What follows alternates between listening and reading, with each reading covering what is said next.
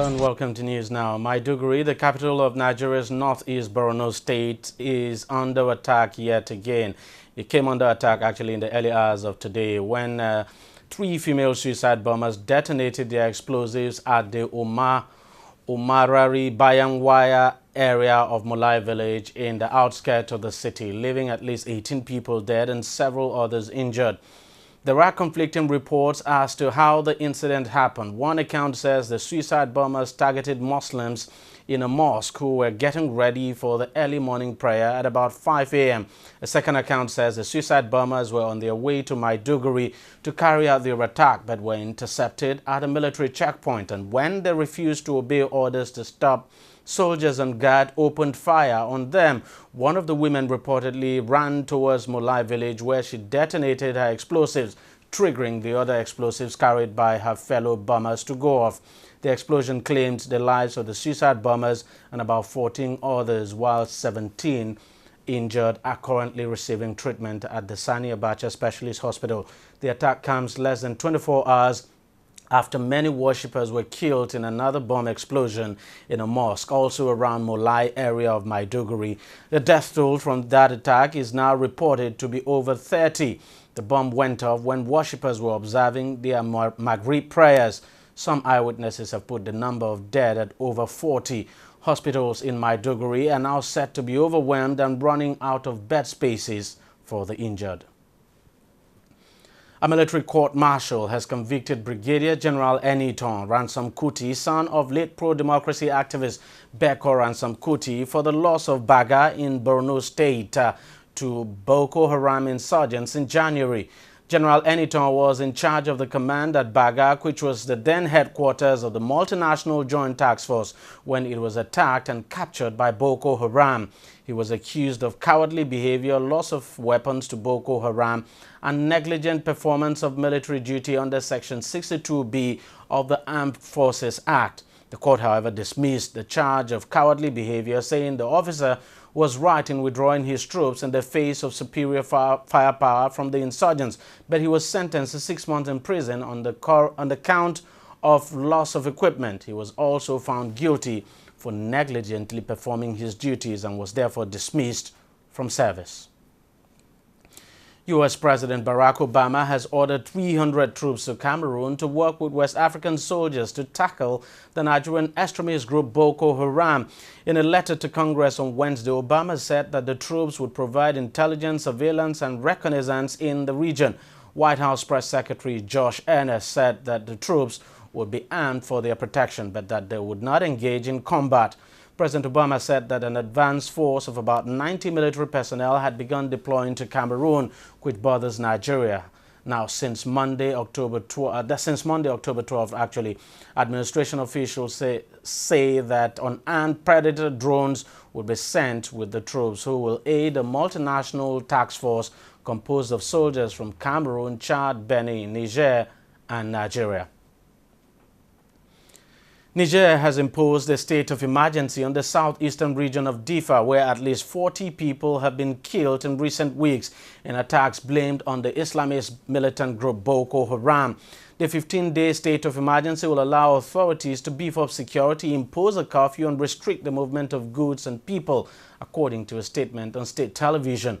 The government instituted similar measures in February. Niger, Cameroon, and Chad have all suffered a spillover of violence from Boko Haram's northern Nigerian strongholds, and Niger has arrested at least 1,100 suspected Boko Haram militants this year. At least 150,000 refugees seeking protection from Boko Haram attacks in Nigeria live in Niger's Difa region. Nigeria's Chief of Defense Staff General Abayomi Olonishakin has once again reiterated the military's commitment to ending the Boko Haram insurgency. President Muhammadu Buhari earlier this year gave all the defense chiefs an ultimatum of 3 months to end the war against insurgency, and Olonishakin has once again promised that the army will remain committed to the cause. Speaking while addressing the Nigerian Navy at a one-day seminar in Abuja, Olonishakin said he was confident that the military would beat the deadline given to it by President Buhari, assuring that all the security agencies were working together to defeat the insurgents. He also advised the naval officers and other security agencies to remain resolute in the fight against insurgency.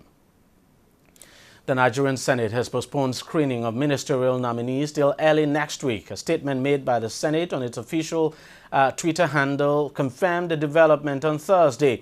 This comes after the lawmakers confirmed all 18 nominees who appeared before it.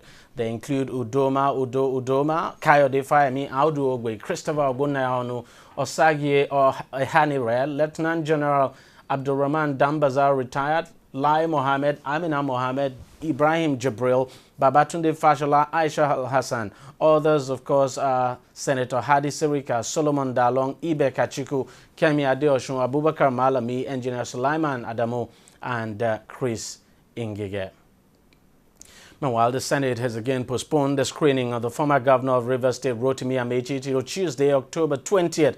Amechi was billed to be screened Wednesday, but had his screening postponed till next Tuesday and till Thursday, I should say, and again it had been moved. According to the Senate, this is due to the inability of the Senator Samuel Anyanwu-led ad Committee on Ethics, Public Petitions and Privileges to submit its report at the plenary. The committee had been expected to finalize the report on Amechi and submit it on Thursday to enable his screening. However, they failed to meet the deadline. Meanwhile, another candidate, Musa Ahmed Ibeto, the immediate past deputy governor of Niger State, was withdrawn from the ministerial list by President Buhari. Another nominee, Abubakar Bawa, also from Niger, was forwarded to the Senate to replace Ibeto. The Akwa Ibom State Senatorial Election Tribunal has upheld the election of Senator Godswill Akpabio as a duly elected senator representing Akwa Ibom Northwest Senatorial District in the March 28 senatorial election in Akwa Ibom State. Justice Godi Anuichi held that the petitioner, Ihibehe Okori, failed to prove beyond reasonable doubt the allegations of malpractices at the polls.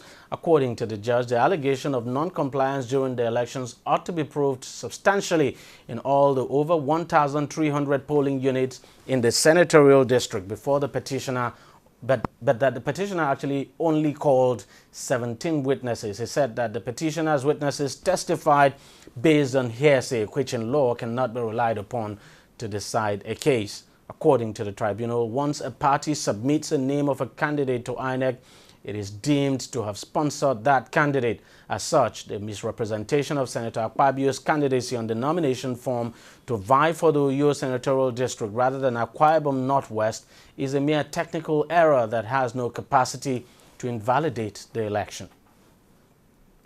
Just 24 hours or 72 hours actually after publicly presenting its final report on Nigeria's 2015 general elections, the EU Election Observation Mission has been to the headquarters of Nigeria's election regulator, Independent National Electoral Commission, INEC, to formally present the report to the body.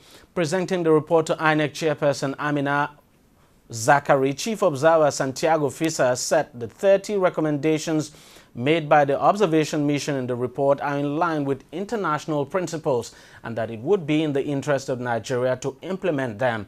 Among other things, the report recommended a complete independence for INEC and that the commission be given the power to hire and fire resident electoral commissioners. Chairperson of INEC, Zachary, said the commission has already begun implementing some of the EU's recommendations. The recommendation, who is in charge to implement the recommendation, and then the key international principle about international obligation and commitments. That means that we don't invent any recommendations, but all the recommendations are backed by international laws. Then here I think it's quite practical way, no, to see this recommendation. And of course, we don't want at all to interfere with Nigerian authorities, and it's up to the Nigerian government, the Nigerian House of Representatives and Senate to accept or not our recommendations. Those that are administrative within INEC's purview, we will definitely work towards implementing. In fact, we have already commenced implementation on some of the recommendations, because after the elections we held a post-election retreat and some of these issues did come up, and we've commenced implementing at least working towards implementing some of these recommendations, like the continuous voter registration. We have a committee that is looking at it.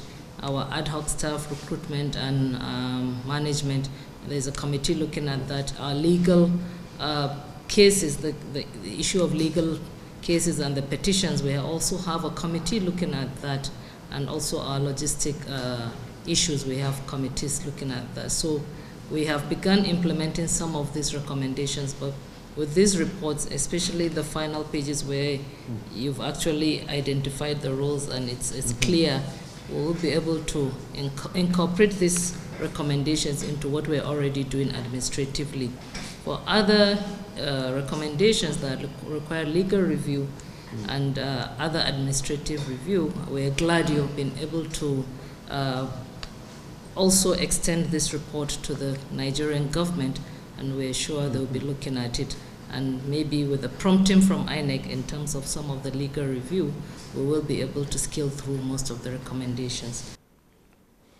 Police in Port Harcourt, the Rivers State capital in South Nigeria, have foiled a robbery attack on a New Generation bank located at Transamadi Road in the South region of Nigeria. The State Police Command said it foiled the attack on Wednesday. According to the Police Public Relations Officer DSP Ahmad Mohammed, the command responded to a distress call that led them trailing the fleeing robbers. The police say the robbers eventually abandoned their operational vehicle, a Lexus Jeep, after they were overpowered by the Rivers State Police Command, who engaged them in a fierce gun battle. Items recovered from the vehicle included stolen money to the tune of 137 million naira, one AK-47 rifle, rockets, an AK-47 rifle, rocket-propelled grenade, an English-made pistol, and 6 magazines. The fleeing robbers also abandoned another Lexus Jeep at Rumoku, along with 3 magazines and 160 rounds of 7.62 live ammunition.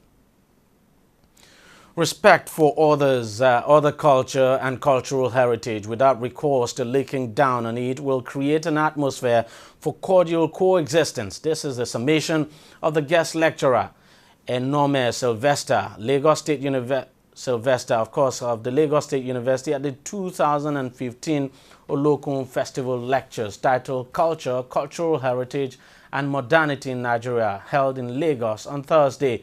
Emohina Sylvester is a lecturer who, of course, in his lecture mentioned the effect of cultural neglect, which he said could lead to banishment, hatred, separation, and sometimes death. The chief promoter of the foundation, Gani Adams, said the theme of the lecture is conceived to help identify and highlight the challenges Africans and African cultural development face in modern times. Culture is a great way of expressing the uniqueness of your existence. Culture is unavoidable in understanding the present and giving vision to the future.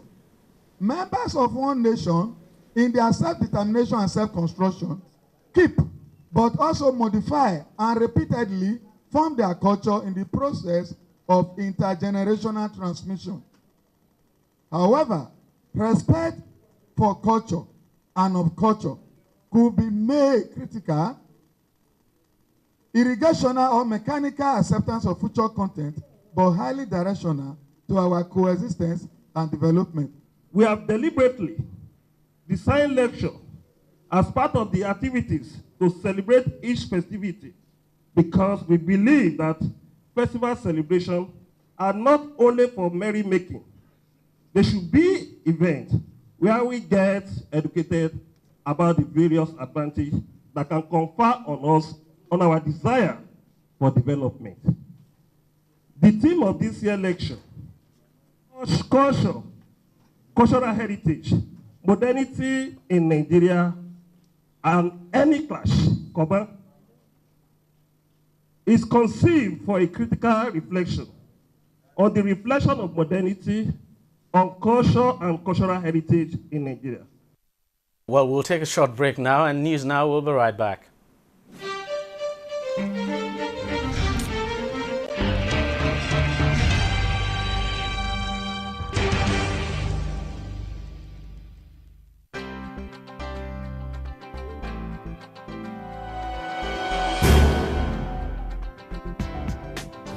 Hello, you're welcome. You're watching the Funny White Man Show, which is the biggest, the brightest, and the most entertaining show in Africa. Funny white man, funny white man, funny white man, but this way you talk, it's too much. Give me 5,000 man, that's you. It's too much. So you get it like, make you move along the street. Ah, yeah, make sure like there, I'm going girl. You know, my own people, actually. Yeah, fine, it's fun. I enjoy it. And I'm one of those very few. I'm forever taking it personal. I will say 160 million Nigerians are corrupt. How? My brother, I'm looking for you. Yeah, but it's a growth, and this is the time to build business. I know the pitfalls, I know what to do and what not to do. But there are months where you get business and months. You know how we do, how we train them. We did the way you did.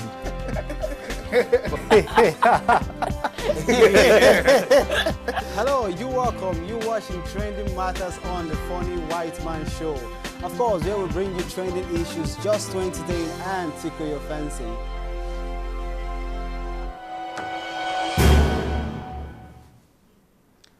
Nigeria's central bank weakened, I should say, its exchange rate pegged slightly to 197 naira to the dollar on the interbank market on Thursday, from 196 naira 98 kobo it set on Monday. Traders say the regulator sent a message announcing the adjustment, which is the 9th since the bank introduced tight currency controls in February. Naira traded at 225 naira to the dollar on the parallel market on Thursday.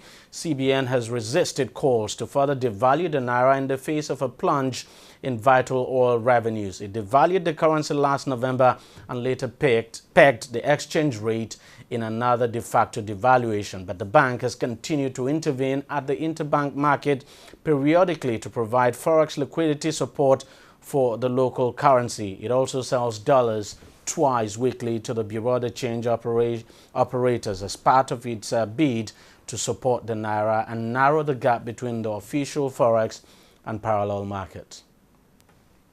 Ghana held emergency talks in Nigeria on Thursday to avert a threat to cut gas supply drastically.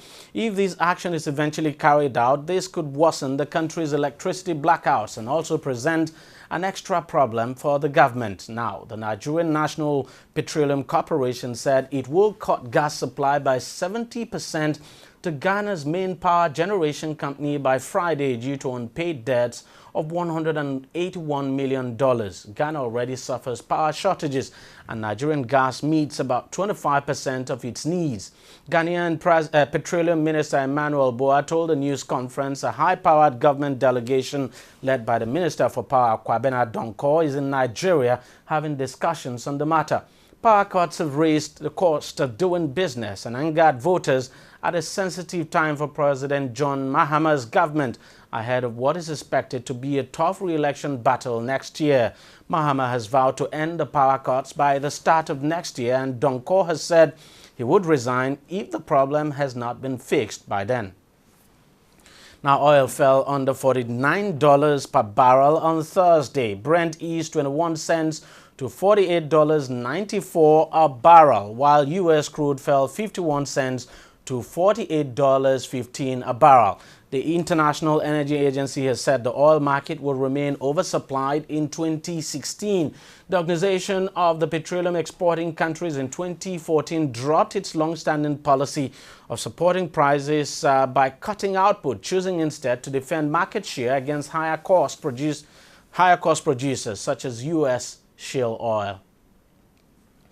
Volkswagen has been ordered to recall 2.4 million cars in Germany by the country's automotive watchdog as a result of the diesel emission scandal. German media reports that the KBA earlier rejected Volkswagen's proposal that car owners could voluntarily bring their cars in for repairs. Meanwhile, Italian police have raided Volkswagen office in Verona and Lamborghini offices in Bologna.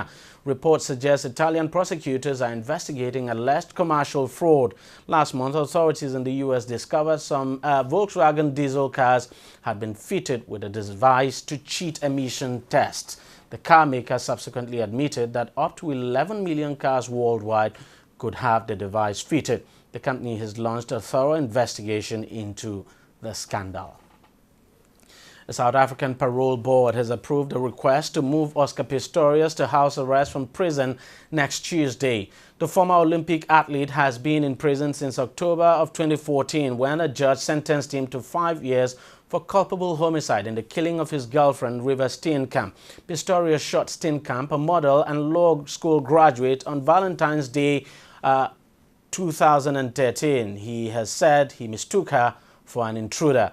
In a statement, the parole board at the Ngozi Mpuru, the second prison, said Thursday it had approved his placement under correctional supervision for 4 years starting October 20th. Pistorius was to be released from jail on August 21st on probation after serving 10 months of his 5-year prison term. However, South Africa's Justice Minister Michael Masuta ruled against it, saying the correct procedure had not been followed. He could, however, find himself back behind bars for a minimum of 15 years if an appeal by prosecutors next month is successful. They are pursuing a murder conviction and a longer sentence, arguing that Pistorius deliberately killed Steenkamp after an argument. European football governing body UEFA has reiterated its support for its president, Michel Platini, despite his current suspension from all football-related activity. FIFA's Ethics Committee last week suspended Platini, his FIFA counterpart Sepp Blatter, and FIFA Secretary General Jerome Valcke for 90 days. An investigation was conducted on Blatter and Platini after Switzerland Attorney General confirmed opening criminal proceedings against Blatter. Part of the allegations against Blatter is a suspected disloyal payment of $2 million to Platini at the expense of FIFA, which was allegedly made for work performed between January 1999 and June 2002 and executed in February 2011. The UEFA chief defended the payment as compensation for work he conducted under contract with FIFA, but did not explain why it arrived nearly a decade after he completed the work. As a result of his suspension, UEFA leaders met on Thursday at their headquarters to find a solution to the current situation. In a statement after the meeting, the European football's governing body confirmed that they will fully support Platini, but also called for a quick resolution to the matter. Meanwhile, FIFA presidential contender Prince Ali of Jordan has formally submitted his bid to run for the FIFA presidency in next year's election. The Jordanian, in a statement on Thursday, did not name the 5 nominators who backed him ahead of the October 26 deadline, but pledged to restore the image of the governing body if elected. Prince Ali of Jordan had earlier warned that delaying the February 26 election of the World Football Governing Body would further destabilize the organization. He also warned the FIFA Executive Committee, which is due to hold a crisis meeting next Tuesday, not to alter agreed plans on the February 26th election. That's it in news now for now. We thank you very much for joining us. Continue to stay tuned to TV360.